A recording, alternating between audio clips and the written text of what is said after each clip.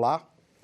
O Congresso Nacional se reúne nesta terça-feira para votar a Lei Orçamentária Anual para 2020. Você sabe o que isso significa? A repórter Isadora Fonseca explica. O final do ano chegou, 2020 está ali e o projeto de lei orçamentária anual ainda não foi votado. É na LOA que o governo define prioridades contidas no Plano Plurianual, o PPA, e as metas que serão atingidas naquele ano. Ou seja, a previsão de gastos do governo com cada área. Caso não seja possível aprovar a LOA de 2020 este ano, a legislação prevê que o Executivo conte no início do ano apenas com a liberação mensal de 1/12 do valor previsto para custeio da máquina pública. Mas, de acordo com alguns parlamentares, a previsão é que a LOA seja aprovada esta semana com uma diminuição de recursos para os investimentos.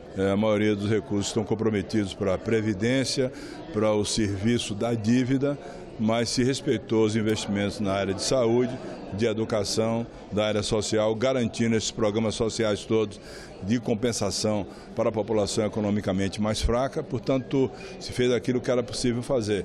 Mas você sabe o que essas siglas representam? Além da LOA e do PPA, também tem a Lei de Diretrizes Orçamentárias, a LDO. O PPA define por um período de 4 anos as grandes prioridades nacionais e regionais, com metas para cada área de atuação, saúde, educação, saneamento, entre outras. O PPA é a grande lei de planejamento do país e foi aprovada pelo Congresso neste mês. Já a LDO determina como deverá ser feito o orçamento anual e quais são os gastos mais importantes para aquele período. Estabelece metas e prioridades. A LDO é uma ponte entre o planejamento de médio prazo previsto no PPA e o de curto prazo definido pela LOA. A Lei de Diretrizes Orçamentárias foi aprovada em outubro pelo Congresso. A LOA inclui toda a programação de gastos da administração pública, desde pagamento de pessoal, de aposentadorias, saúde, educação, até os investimentos das empresas estatais. Todas as ações do governo federal dependem da LOA, pois nenhuma despesa pública pode ser executada fora do orçamento.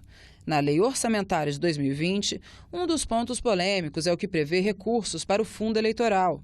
O relator da LOA, o deputado federal Domingos Neto, finalizou a proposta e destinou 3,8 bilhões de reais em recursos públicos para gastos em campanhas eleitorais.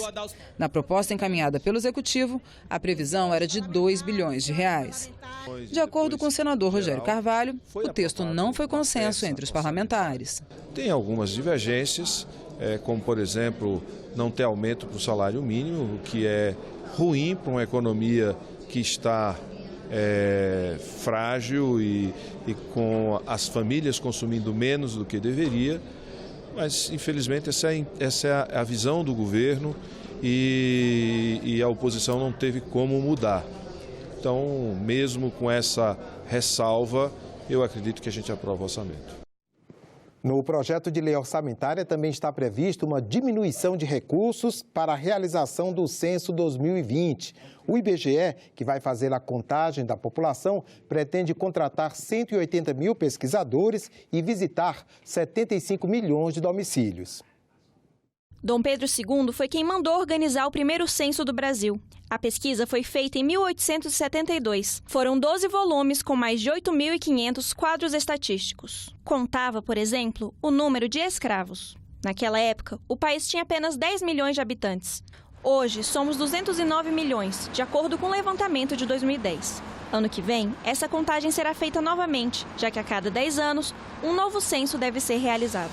O censo tem como missão reunir informações para definir critérios de políticas públicas. O governo federal anunciou um corte de 28% na verba prevista para o IBGE realizar o levantamento no ano que vem. A redução é de 3,1 bilhões de reais para 2,3 bilhões. Na Comissão Mista de Orçamento, foi realizada em novembro uma audiência pública para debater o corte. O autor do requerimento, deputado Orlando Silva, acredita que a mudança no orçamento vai prejudicar o atendimento às necessidades da população brasileira. Isso se dá justo no momento em que nós temos mais instrumentos tecnológicos, inclusive, para aperfeiçoar a apuração das informações e nós podemos fazer a roda da história brasileira andar para trás no que diz respeito ao conhecimento do país sobre si próprio.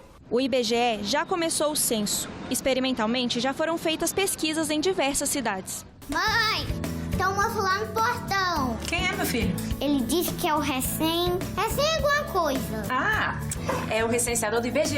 Disse pra ele que eu já tô indo. Você tem um ajuste orçamentário que foi feito e você tem um ajuste no questionário. Esse ajuste no questionário é para você ter uma operação com maior celeridade. Vai ter censo e a população precisa ajudar o IBGE a fazer isso. As professoras precisam disseminar na sala de aulas que o censo chegou, né, que o censo vai estar dia 1º de agosto, o censo entra em campo.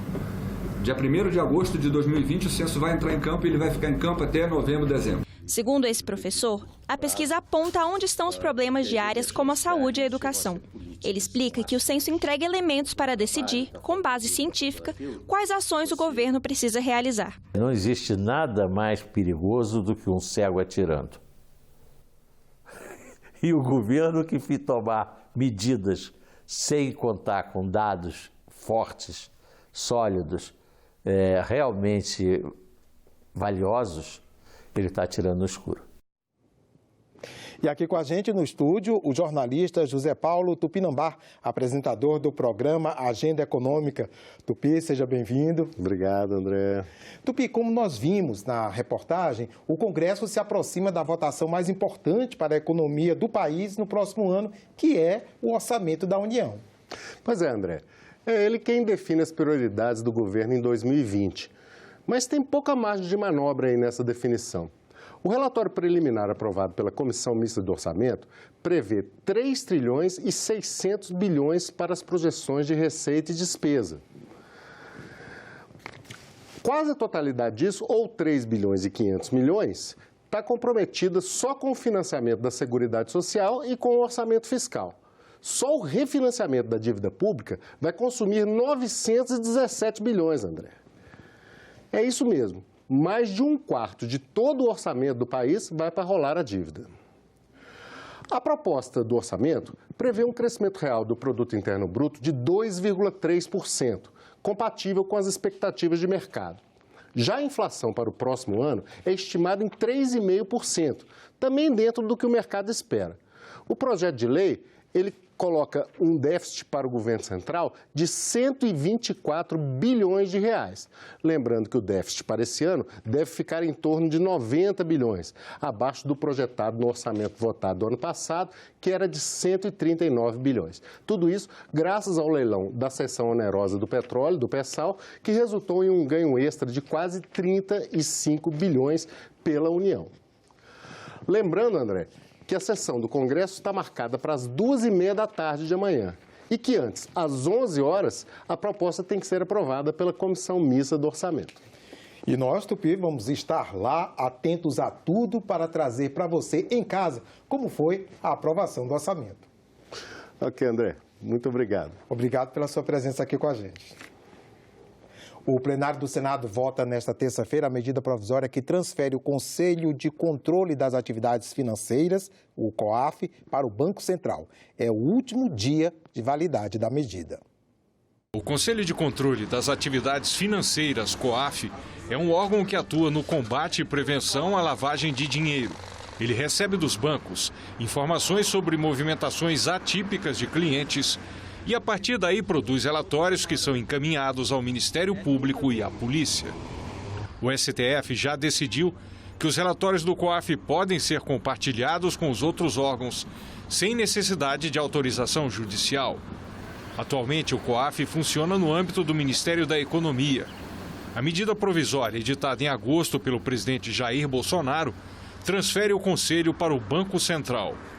O texto foi aprovado pela Câmara com alterações. O governo queria mudar o nome do órgão para Unidade de Inteligência Financeira, mas os deputados mantiveram o título COAF. Um destaque aprovado pelos parlamentares também retirou das atribuições do órgão produzir informações para o combate ao financiamento do terrorismo. O presidente do Senado, Davi Alcolumbre, anunciou a votação da proposta pelo plenário do Senado nesta terça-feira. É o último dia para aprovação. Caso contrário, a medida perderá a validade. E no balanço do ano, até o momento, o governo conseguiu aprovar 11 das 21 medidas provisórias que editou. Elas produzem efeitos no momento da assinatura presidencial, mas depois precisam passar pela análise dos deputados e senadores para não perderem a validade. Em 20 de agosto, o Planalto editou a MP 893. Por ela, o Conselho de Controle de Atividades Financeiras, antes subordinado ao Ministério da Economia, passou ao controle do Banco Central, com o nome de Unidade de Inteligência Financeira. O que chama a atenção é que, mais uma vez, chega ao limite o prazo de 120 dias para que a iniciativa do governo perca a validade. Um balanço de 2019 mostra um placar apertado, às vezes desfavorável para o Executivo quando se trata da derrubada de vetos e da eficácia de medidas provisórias em comparação com os governos anteriores. Em 27 de novembro, também em cima do laço, o Congresso aprovou a MP dos médicos pelo Brasil.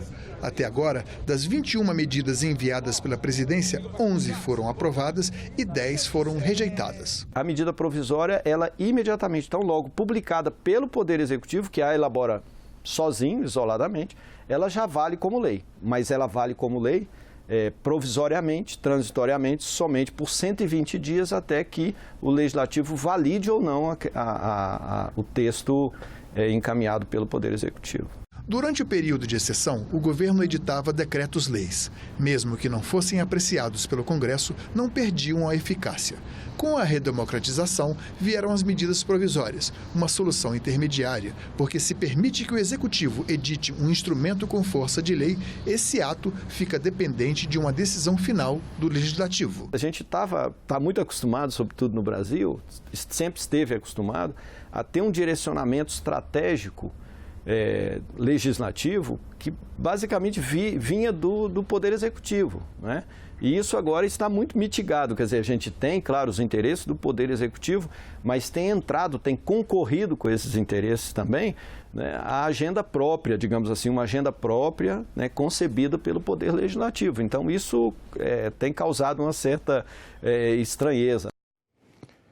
A Constituição Federal foi mudada 6 vezes este ano. O número de emendas constitucionais só é menor que o registrado em 2014. Foram 105 emendas em 31 anos. A Constituição de 88 já é a mais emendada de todas. A primeira Constituição brasileira é da época do Império. Esteve em vigor por 65 anos, de 1824 a 1889, e teve apenas uma emenda. O Ato Adicional de 1834 criou as Assembleias Legislativas Provinciais. Antes da Carta atual, a mais emendada era a Constituição da Redemocratização. Ela esteve em vigor por 27 anos, de 1946 a 1967, e teve 27 emendas. A Constituição atual de 88, esta aqui, conhecida como Constituição Cidadã, teve em média 3 emendas por ano durante seus 31 anos de existência. 2019 superou esse número. Este ano houve 6 emendas e quase bateu o recorde de 2014, ano em que a Constituição foi emendada 8 vezes. Uma ou outra emenda que surgiu de lá para cá, que poderia até não ser exatamente o que nós gostaríamos, mas assim é a democracia, né? O direito daqueles que pensam diferentes, poder também se expressar e se ter voto muda, como aqui aconteceu nesse período. Todas essas emendas aí, elas tenham sido debatidas exaustivamente para o bem do Brasil. Acredito que quanto mais detalhamento se houver, eu acho que menos dúvidas eram para serem geradas, né? Então, eu vejo assim com bons olhos uma sociedade que a ciência, a cada dia, ela vai evoluindo, ela vai provando certas situações com relação a drogas, com relação à vida desde a concepção. Então, é uma tendência cada vez maior, eu acredito, que a Constituição também se utilize desses recursos, dessas comprovações científicas, estatísticas sociais, para ir corrigindo certas distorções. E você sabe quais foram as alterações à Constituição feitas este ano? A Emenda Constitucional número 100 tornou obrigatória a execução de emendas das bancadas estaduais, com as mesmas regras das individuais que já eram impositivas. A emenda número 101 estendeu aos militares dos estados, Distrito Federal e territórios o direito à acumulação de cargos públicos. Emenda Constitucional 102 excluiu do teto de gastos públicos os repasses da União para estados, Distrito Federal e municípios pela exploração do petróleo. A Emenda Constitucional 103 foi a reforma da Previdência, que, entre outras medidas, aumentou a idade mínima de aposentadoria. Agora são 62 anos para mulheres e 65 para homens. A Emenda Constitucional 104 criou as Polícias Penais da União, Estados e Distrito Federal. E a Emenda Constitucional 105, a última do ano, promulgada semana passada, permite a transferência direta de recursos de emendas parlamentares para estados e municípios, sem a necessidade de convênios. Como as emendas constitucionais não precisam de sanção do presidente da República e não podem ser vetadas, elas são promulgadas aqui mesmo, em sessão solene do Congresso Nacional.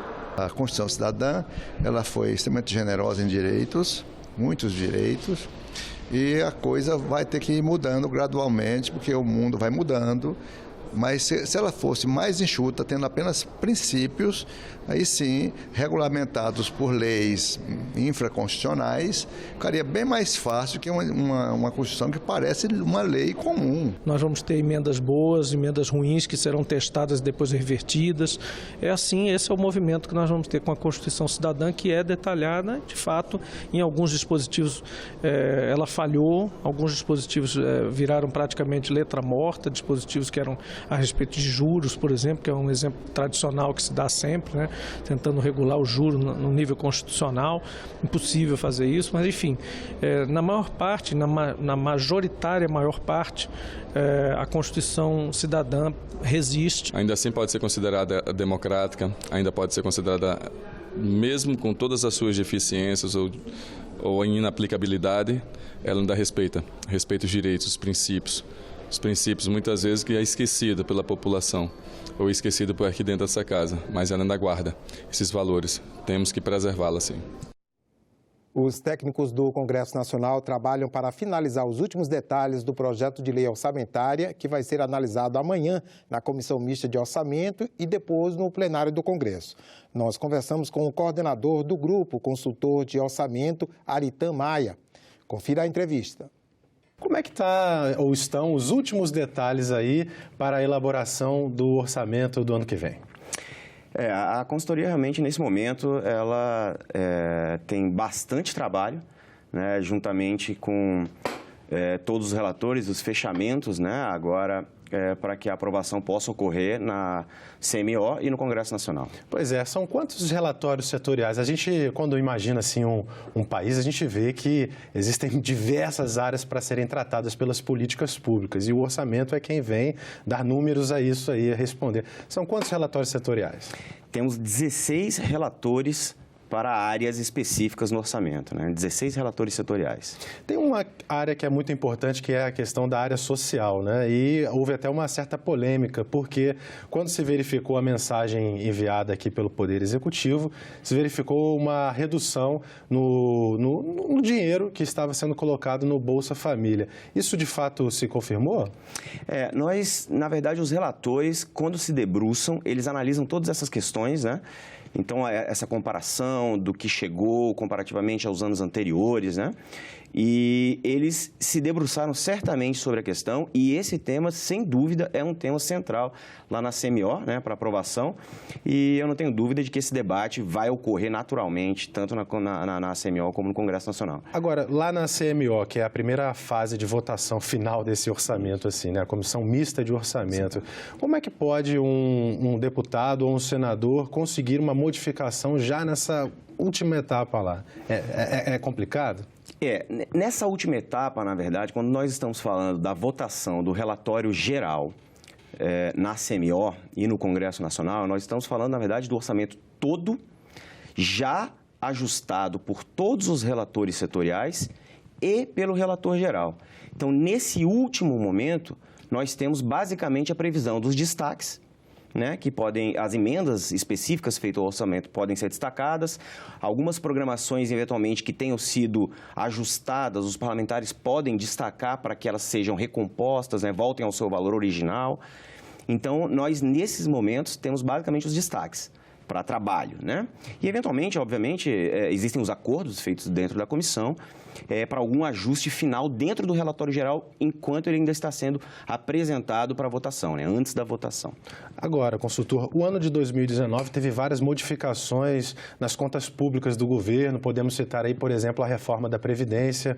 E eu lhe pergunto, o governo federal já previu, quando mandou a sua mensagem inicial sobre o orçamento, essa aprovação da Previdência? E como que ele ajustou? Porque foi há pouco tempo que, de fato, a emenda constitucional sobre a nova Previdência foi promulgada. Isso. Quando a mensagem original, né, em 31 de agosto, chegou ao Congresso Nacional, nós tínhamos apenas a aprovação na Câmara dos Deputados, né, da proposta de emenda constitucional. E o governo já mandou, né, o balanço de receitas e despesas ali previsto dentro dessa peça. Com a aprovação no Senado Federal, né, e a promulgação, ele mandou uma nova mensagem, uma mensagem modificativa ao orçamento original, para poder computar também essa parte que foi alterada no Senado, então ela está dentro do orçamento já ajustado.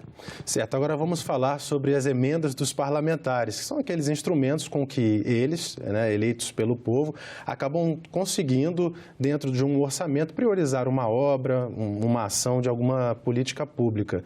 E este ano, em junho, foi promulgada uma emenda à Constituição que deixa como obrigatórias a execução de emendas de bancada, né? Isso foi colocado na Constituição. Eu queria que você avaliasse o que isso pode, então, alterar a realidade lá nos municípios, nos estados.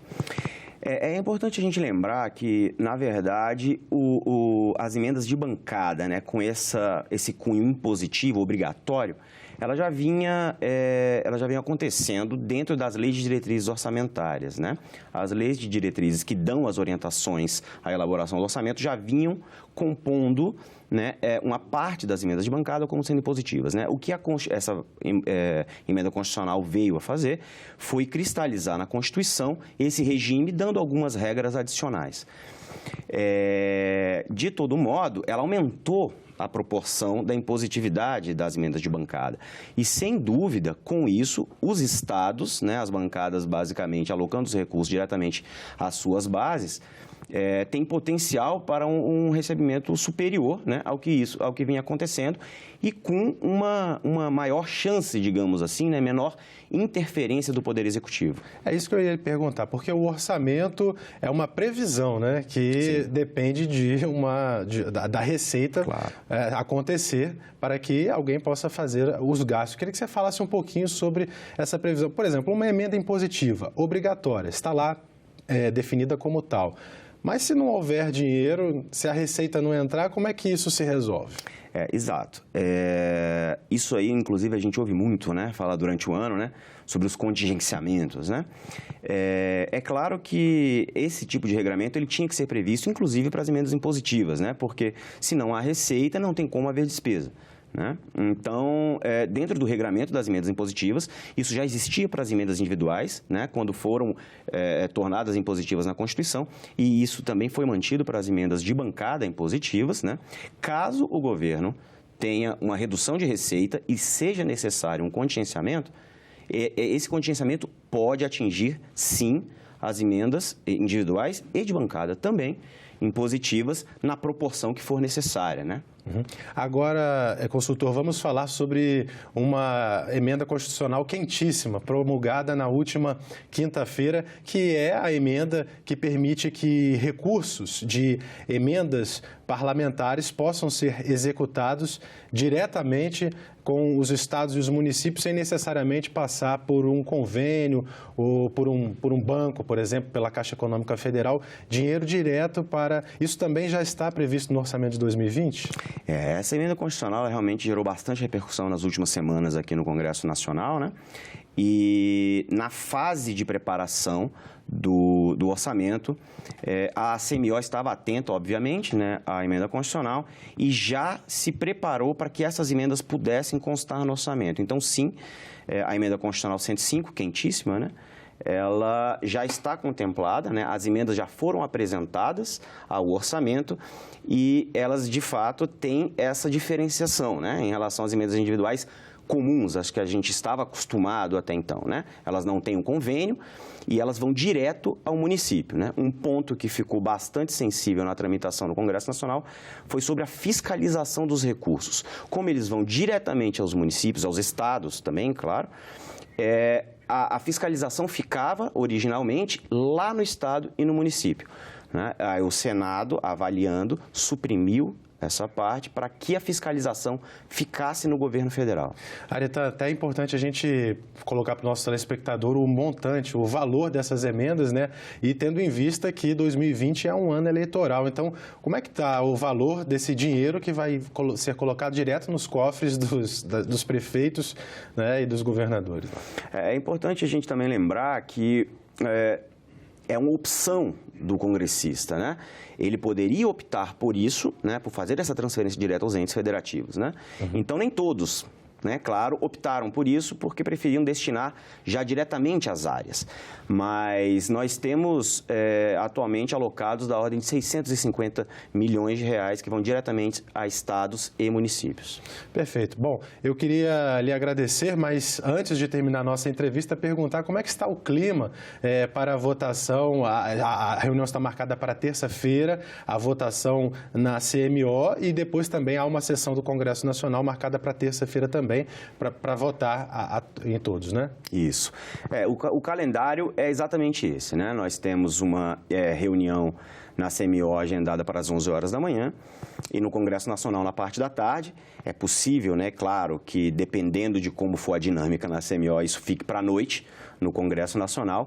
O clima entre os técnicos é de correria e o clima o clima no Congresso Nacional é um clima de aprovação. Eu acho que dá para ver claramente que o Congresso tem interesse total em deixar esse orçamento aprovado para que ano que vem as políticas públicas possam iniciar sendo executadas normalmente. Ok, consultor, muito obrigado pela sua gentileza de deixar um pouquinho lá a equipe para vir aqui com os nossos telespectadores da TV Senado para que eles e nós também fiquemos mais por dentro do orçamento do ano que vem. Muito obrigado. Obrigado a vocês. E nós ficamos por aqui. Você pode rever as reportagens desta edição na nossa página na internet, senado.leg.br/tv. Obrigado pela companhia e até a próxima.